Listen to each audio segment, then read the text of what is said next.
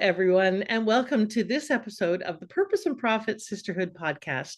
I am your hostess with the mostest, Jeanette Anderson, and I am here today with the extraordinarily bodacious Swey Jitti, all the way from where are you right now? Right now, Armenia, up in the Caucasus. Armenia. Okay, soon she'll be going back to Dubai, and you're actually from where originally? I'm actually from Manchester, UK.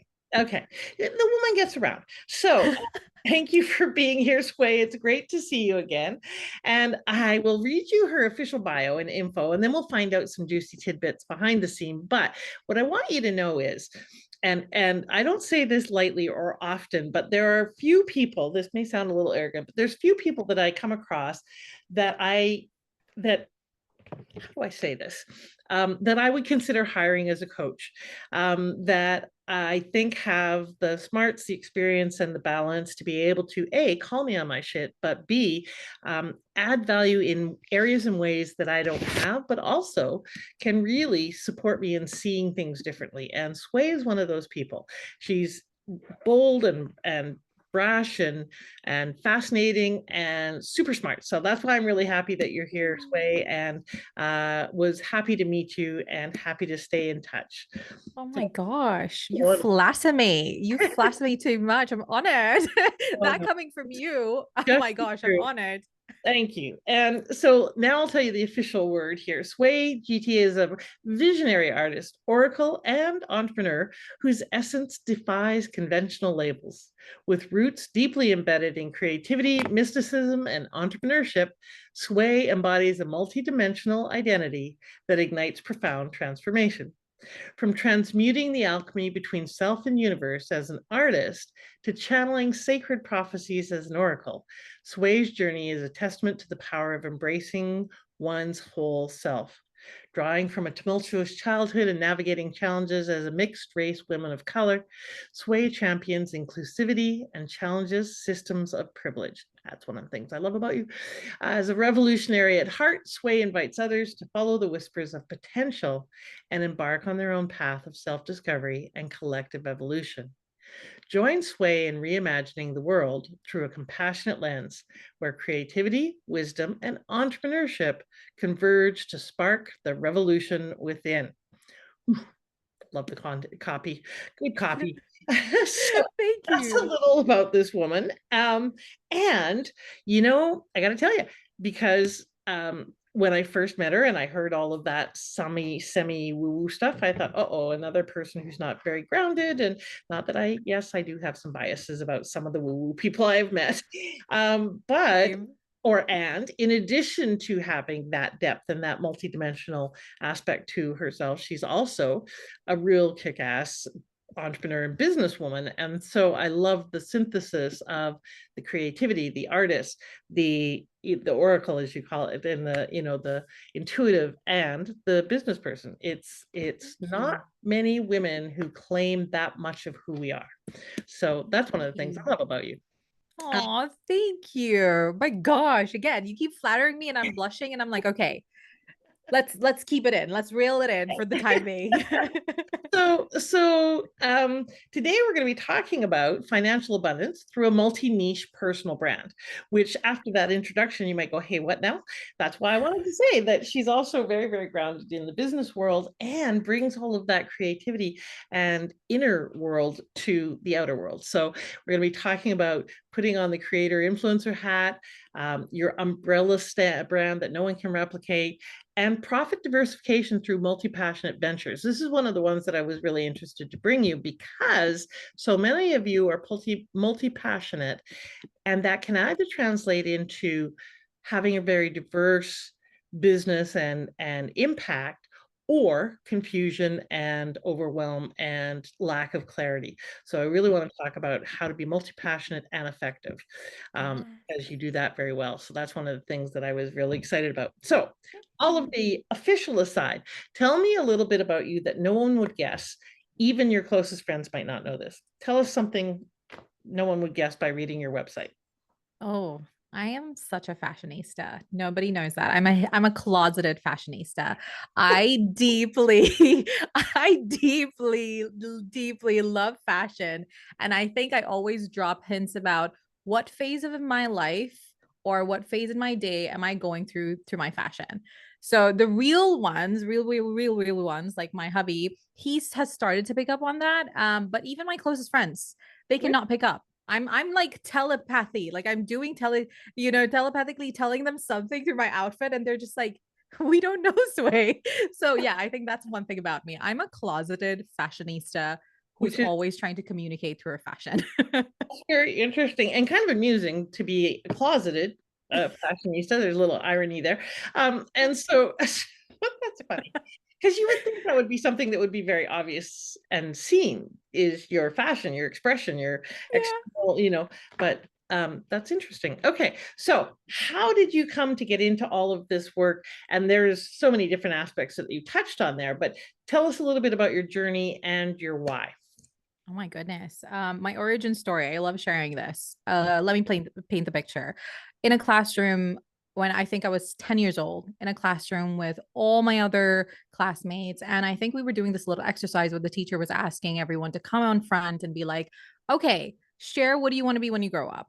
That question in itself like irked me. I was 10. Okay. Imagine a 10-year-old kid feeling irked over the question of what do you want to be? That should have told me enough about myself. But any which ways, I watched all my classmates go before me because we had like our roll call with the beginning, the letter that began of her name. And being someone whose name starts with S, I was pretty at the bottom, you know. So I watched everyone, I witnessed all my classmates go ahead of me and go like, oh, we want to be this one thing. I want to be this one thing. I want to do this one thing. And I'm just like, my answer is not that. Like I already had like a huge list of things that I was going to go and present.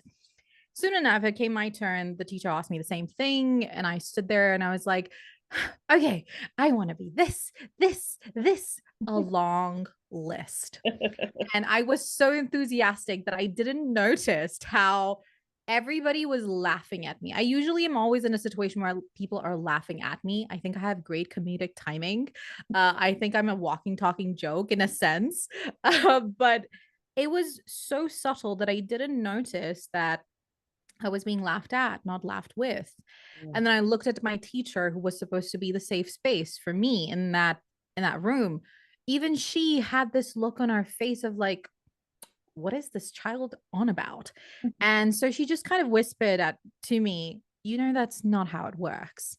In that moment, I felt a lot. Oh my goodness. I felt rage. I felt like helplessness. I felt these emotions that a 10-year-old body should not be experiencing, but I felt it on its full spectrum. But the one thing I heard this little whisper, and I don't know where it came from. Well, I did when I grew up, but at that time, I heard this little whisper say, if this is how you feel, if this is your truth, you cannot be wrong. And I held on to that so tightly through the rest of the class while everyone was still laughing at me. And I think I held on to that truth for the rest of my life because every single time there was a position or a decision or a situation where I had to choose, I always gave myself the permission of what if I did not have to choose? What would I do then? Mm-hmm. And that fucking liberated me. You know, I would walk into every situation being that odd girl with that unconventional way of thinking of like, what if we didn't? What if we did, but, in a completely unorthodox way?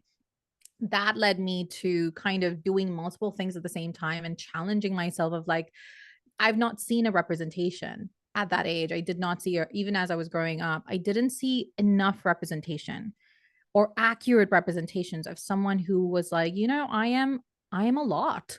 And I'm fucking proud of being a lot. And I'm happy to share the a lotness without the shame, without the guilt, without the pressure, compromising.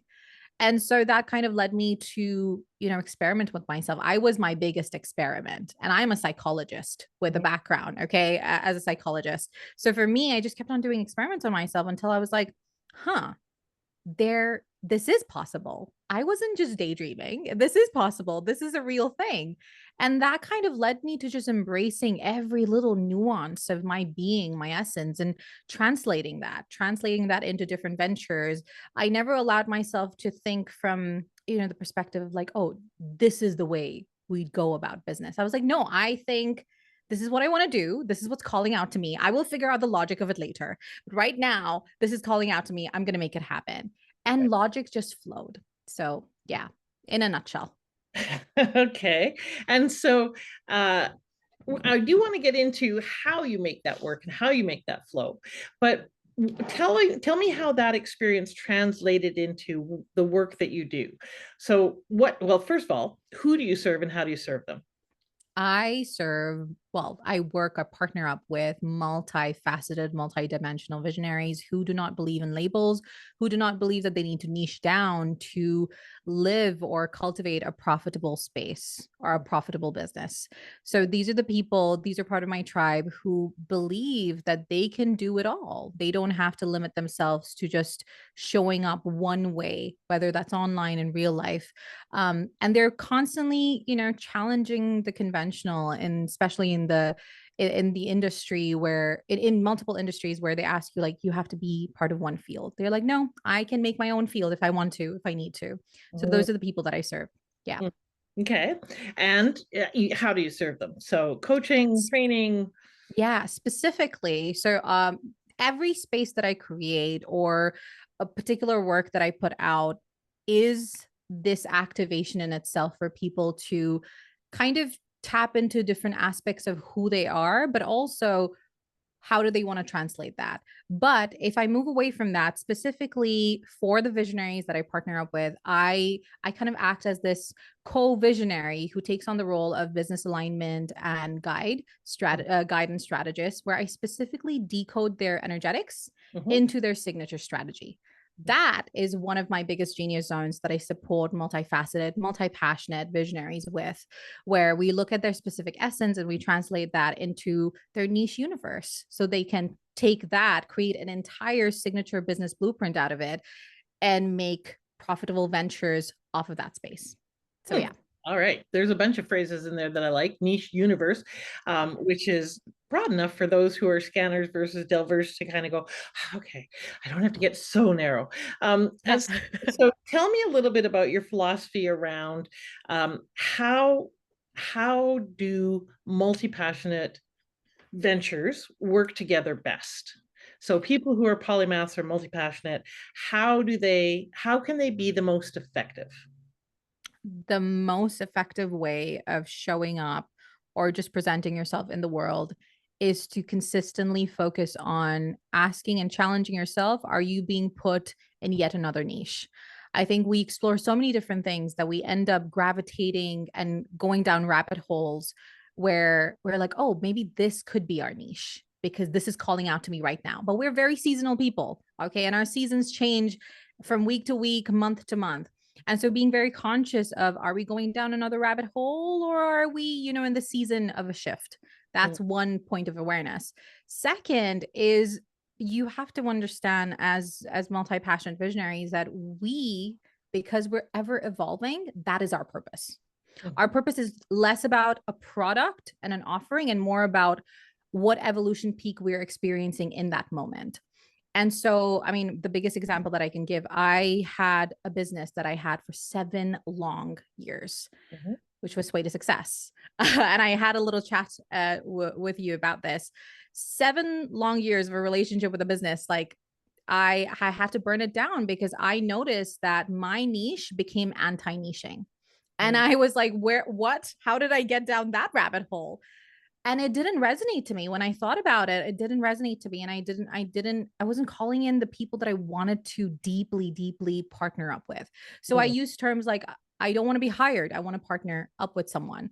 I don't want to work with, I want to co-create. I use very specific terminology that reflects the work that I do because I'm pouring myself into the people that I work with. I'm not just doing something for them or with them.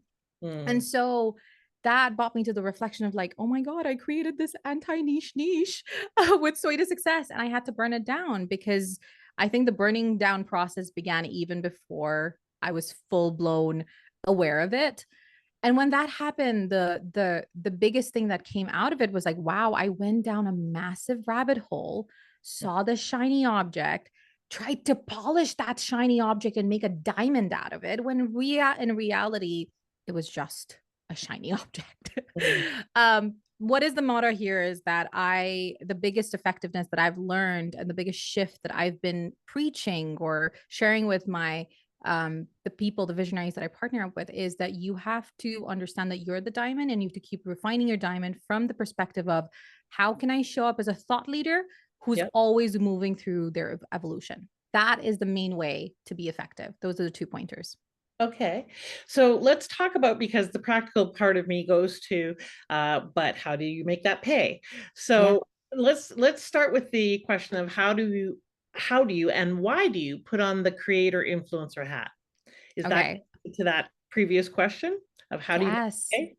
So the creator and influencer hat, a lot of times when we think about the creator and influencer, we look at them as in this glamorized lens of like, oh, so they're just doing this for X, Y, and Z. But the application that I'm talking about, the creator and influencer hat, is how we can promote, specifically from the sales and marketing perspective, how we are basically reeling people into our world through the identification and relatability with us.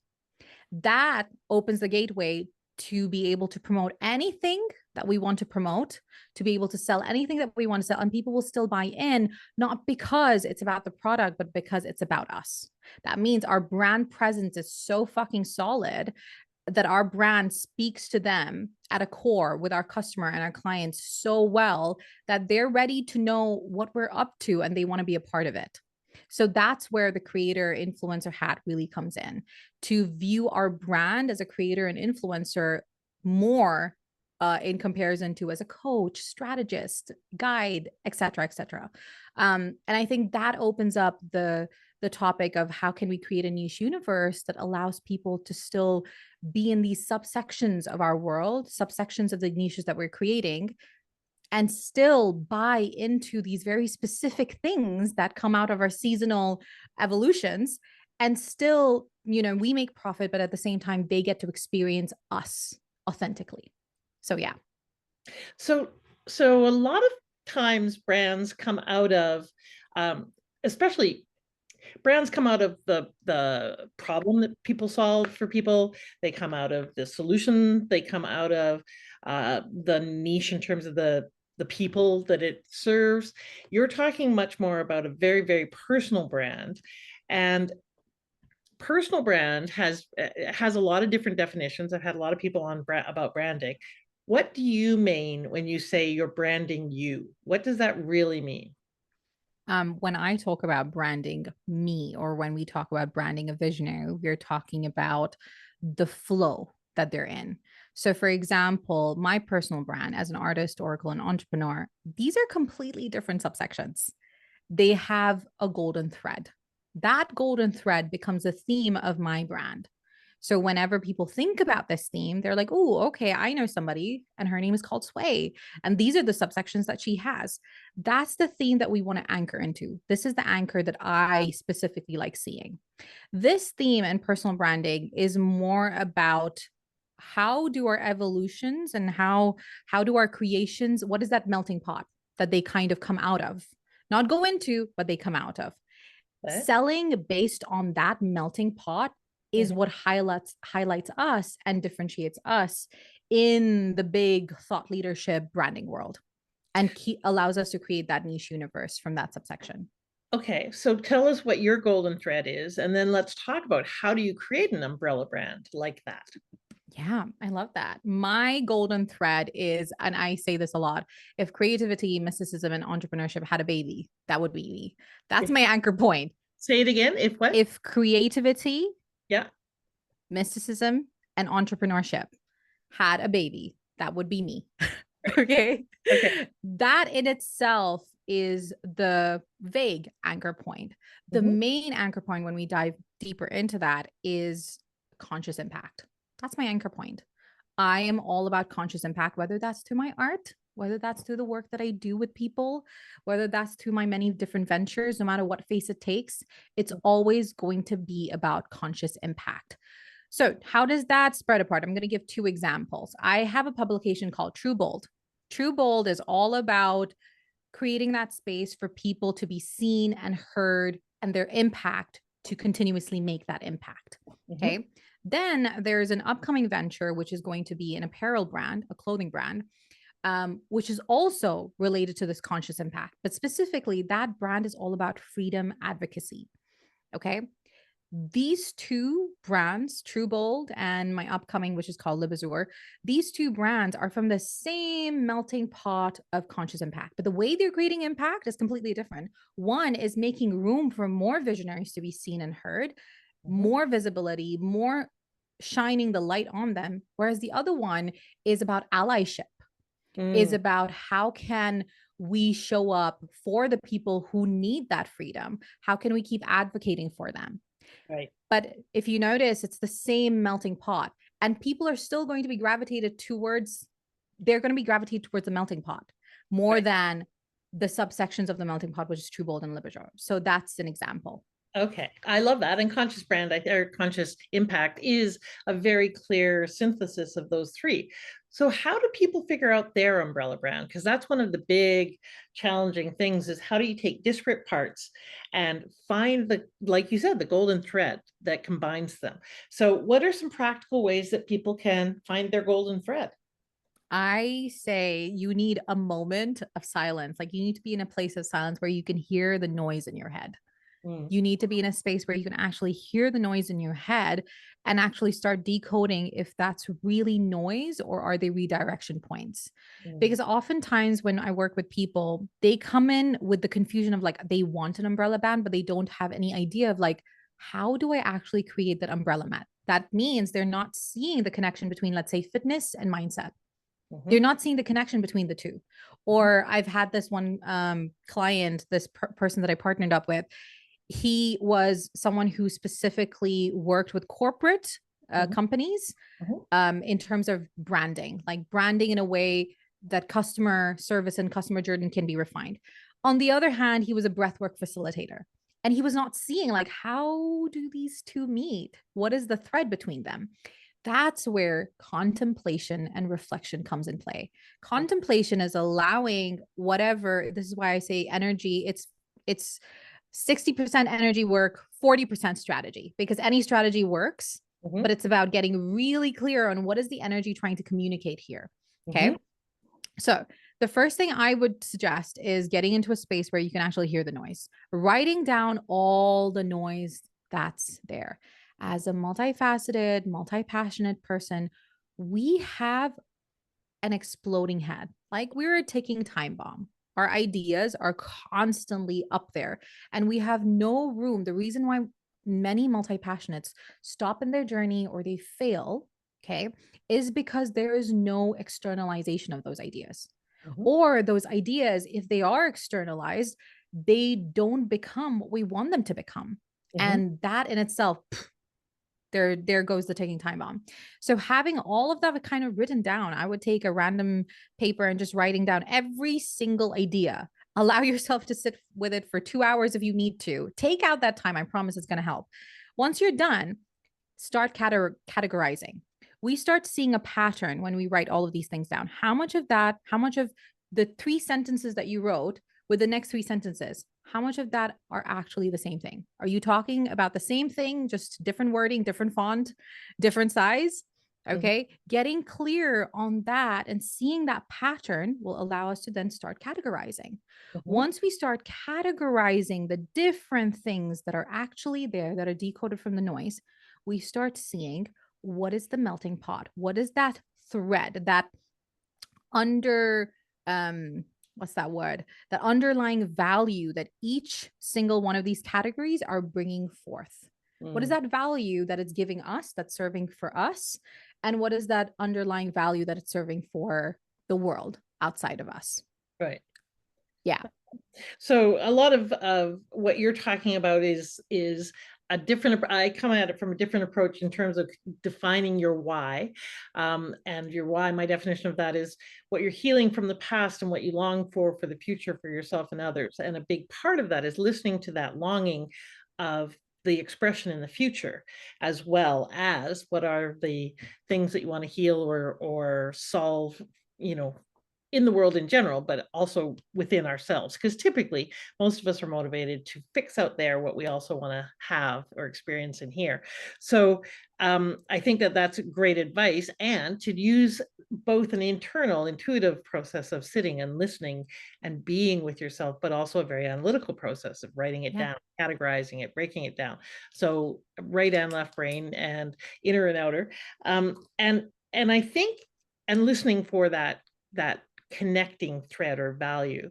Yeah. Uh, it's not easy work to do on your own. It's often easier to do in the listening of another, especially one who's trained to listen.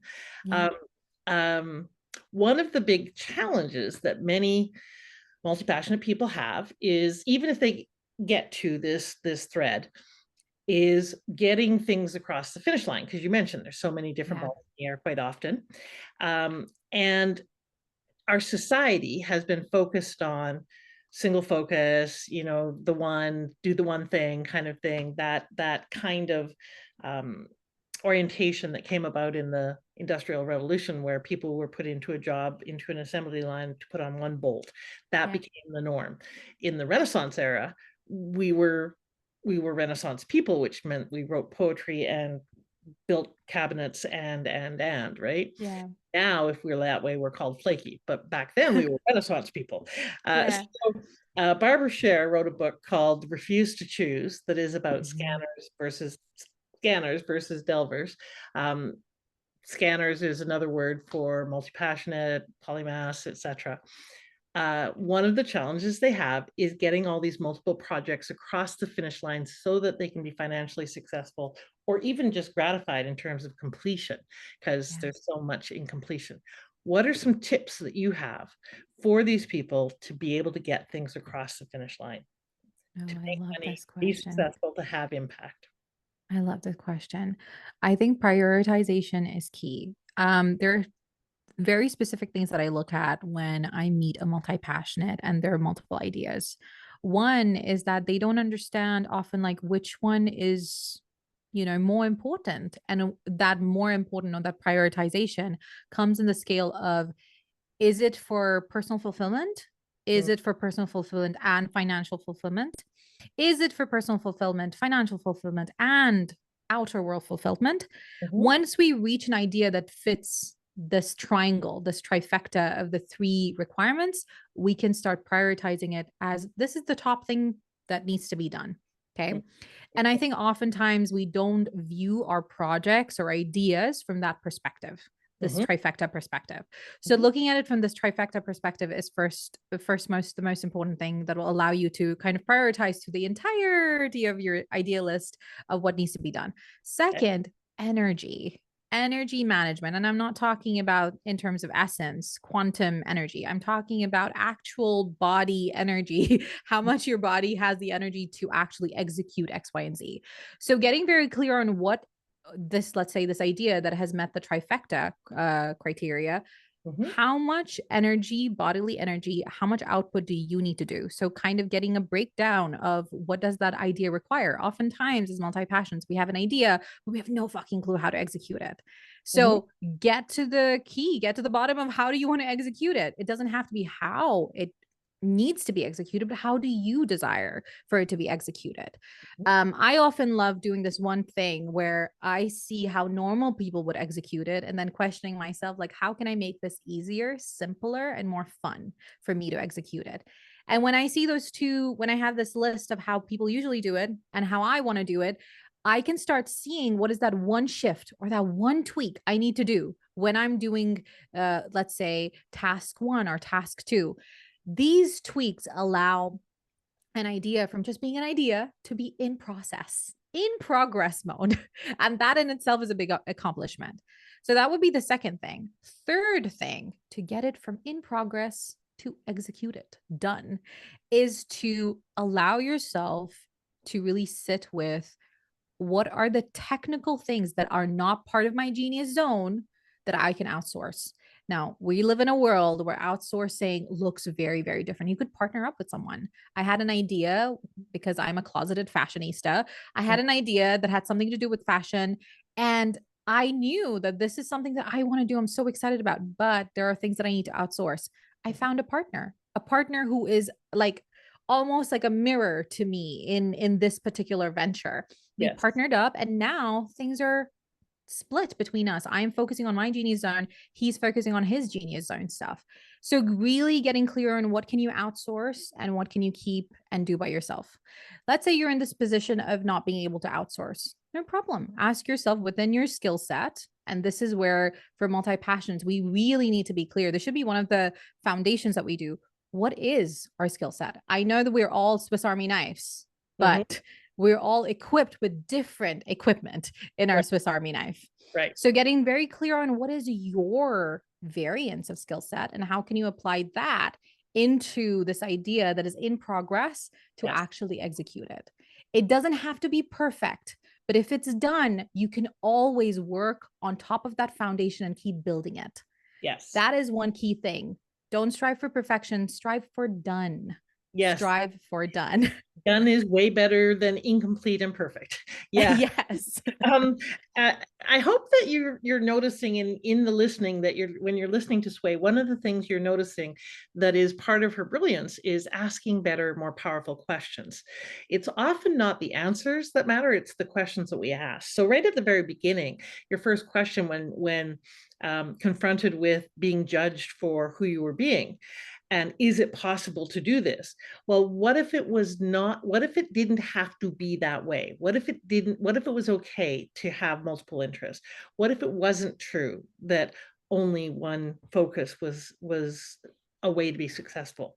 So those kinds of questions give you options and possibilities. And even now you were just saying, how can I make this easier and more fun and more successful? Those are the questions to get your brain working on what to do rather than what can't be done. So the meta point here is ask better questions, you're going to get better results. So let's very quickly, because we could talk for hours and hours and we've already gone over a bit, but tell us a little bit about what you mean about profit diversification through multi-passion ventures. Because again, lots of people think I have all of these things and they don't really get them complete, so they don't make a lot of money. So how do you get more profitability with multiple different ventures? I love this question, and I'm going to answer with examples of what's actually happening in my current landscape. So I've got about 5 different businesses, but I'm going to take 2 specific ones. I mentioned Truebold Publication before, which is a digital publication. Our main way of income before was through our monthly magazine. Now we have diversified. We have 2 ways now. We do co-authored books, which is book publication, and the monthly magazine. We are also introducing mini ideas of like, how can we make, because I'm a big customer journey person, like I will make my clients feel like $1 million fucking bucks. And that is a part of my variant skill set that I mentioned before. And so I've been looking at like, how can I apply this into Truebold and take the experience and elevate it for not just the readers, but also the partners that are coming on board. We had different ideas. We created different product, these different packages that allow our partners to feel like, ooh, we are part of Truebold, not just serving Truebold. So that is one. That is diversifying multiple ideas from your skill set through one particular venture. Now I'm going to give you an example of another venture. I have Kaleidoscopic Vision, which is a creative agency. I am great at branding content. I am great at coming up with a strategy, but what was missing is the actual design work. Now, I'm a great designer. I actually went to art school, but it's not my genius zone yet. My genius zone is my genius zone. It's not my genius zone in the sense that would I spend time doing that? I'd rather not. I have other things that I would love to spend and pour myself into. So there comes my hubby. He is a genius at all things content creation, all things like I can tell him the strategy and he can assemble a team and like this and be like, okay, this is how the strategy actually looks, like this, like this, like this. And so in our creative agency, we focus on PR, we focus on content, we focus on branding, we focus on like all these different subsections of online brand presence. This is that golden thread within Kaleidoscopic Vision. So now you will notice that my golden thread, which is my melting point, is conscious impact. How am I translating that conscious impact into multiple ventures? Truebold does its own thing. Kaleidoscopic Vision does its own thing. Now, within those ventures, they have their own golden thread that translates into their profit, the profitability through their ideas. Now, in Kaleidoscopic Vision, when we initially started off, we were a content agency. That didn't align with us because we were more of a creative agency. We were giving creative solutions to those unconventional visionaries who were like, I have heard of marketing this way. I've heard of content this way. I've heard of PR this way, but I want to do something different. I want to do something a little bit more spicy. Okay, we got you. We're able to provide a strategy from the lens of soaking in that creativity and translating that creativity for that specific visionary. So coming back to profits diversification through multi-passion ventures, as you've noticed in the example that I gave, True Bold and Kaleidoscopic Vision have their own independent ventures. But within those ventures, I already am making profit just by having these two different ventures. But within those ventures, I have diversified the way they're making impact. Because I've diversified the way they're making impact, I've diversified the income that's coming from the impact. I never look at the two differently. The impact is always going to be related to the income. So here I am looking at what is the capacity of the venture. I always have a 10-year plan. This might sound a little traditional, but I'll get to this. The 10-year plan gives me the epitome of how big and bold and beautifully this venture can really go out there. How big can it show up? And then I reverse engineer, what can I do in the next 2 years? What can I do in the next 5 years? How much of that bigness can I accomplish within these little milestones? And given that I'm multi-passionate, I'm very mindful of how much energy I can pour into, how much of my resources that I already have that I can pour into. Given so I already know within a year how much of what can be done. Sometimes it's little tweaks, sometimes it's bigger decisions that play into the thing. But my personal brand, Swey Jitti, every partner that I've onboarded for True Bold, every client that has come into Kaleidoscopic Vision, they have, I would say 80% of all the clients and all the partners have come through me because they're gravitating towards the brand, the conscious impact empire that I'm building under my name, which then makes them go, how can I invest into this idea of yours? They're investing into an idea that I have rather than the finished product because they resonate with what I'm about, what my energy is about. So yeah, that's profit diversification. All right, I love it. And so there were some practical tips there as well about how to stay on track, get things done. And what I want to say is a lot of, as Barbara Sher terms them, scanners versus delvers, Renaissance versus people who really like to go deep and focus on one area. If you tell a delver to multitask, their butt goes tight. If you tell a scanner to do one thing, their butt goes tight. Neither is right. They're different orientations in the world. You need the scanners to be the innovators and the thought leaders and the creatives and the people who are the problem solvers. And you need the delvers to implement the solution because most scanners are on to the next thing and don't want to do the implementation. You want bridge builders and brain surgeons to be delvers. And thank goodness for them, but I don't want to be that. So you want to really find who you are and honor that and build a business around that serves and supports you versus what people tell you should do or how you have to have it. And that still means that there needs to be structure. So one of the things that I hear in your conversation is, yes, be creative. Yes, be open. Yes, see opportunities and seize them, and then put them into a structure that makes sense. Have a strategy, have a plan, have a support network, have a structure that allows you to be effective within that creative permission. Is that what I'm hearing? Yes, 100%. Yeah. The flow and the structure, Awesome. both that marriage, that is the harmony. I love it. I could talk to you forever, Swey, but we do need to wrap up. So tell people where they can find you and connect with you. Yes. If you just Google Swey Jitti, SWEY space JITTI, you will see me. I have a solid brand presence, and you will see my wisdom nuggets all over the world.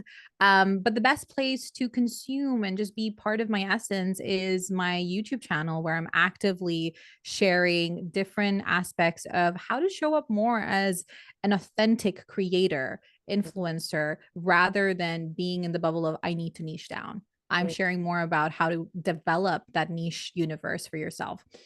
So that is at I am Swey Jitti, or at Swey Jitti, depending on if you're coming into Instagram or YouTube.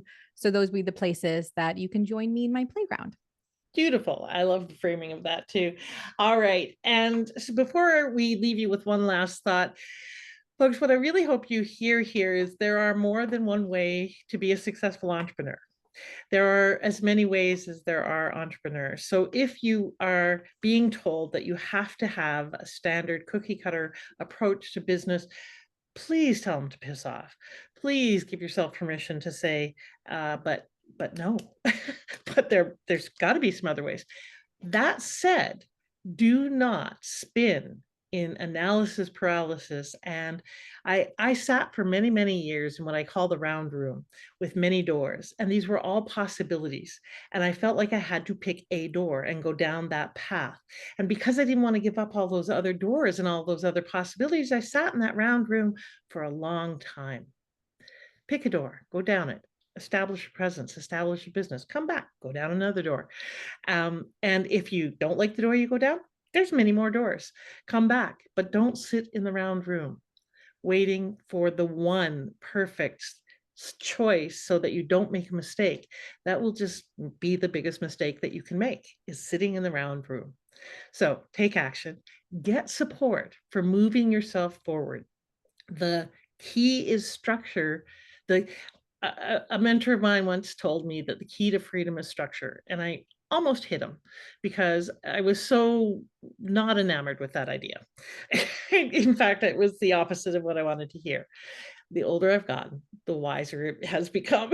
And so make sure that you get support, a coach, someone who can walk with you and provide that accountability and structure and vision and strategy so that you can get grounded into results without losing who you are. So thank you Yes. for being here and having this amazing conversation, because not many people in the world can synthesize and bring those pieces together. So that's one of the reasons I love you, Sway. So Thank tell you. people, what's one last thing you'd like to leave them with? Oh, one last thing I would say is you are chaotic. You know that. Lean into it. The chaos. I always say there is a method to the madness. You just need to figure out what your method is. What is your method to your madness? So instead of trying to go against the grain of, I need to, be less chaotic and be more calm. No, lean into it. Find the answers within the chaos because they are there. That's it. I love it. Thank you so much, Sway, and thank you for this awesome interview. And you heard it. That's probably one of the best pieces of advice I've heard lately, especially for those of you who resonate with, you are chaos creators. So lean into it. All right. Thanks, everybody. Have a bodacious week. Lean into your chaos. Don't avoid it. Don't make it wrong. Don't try and cover it up. Just follow it to its productive end. All right. Bye, everybody.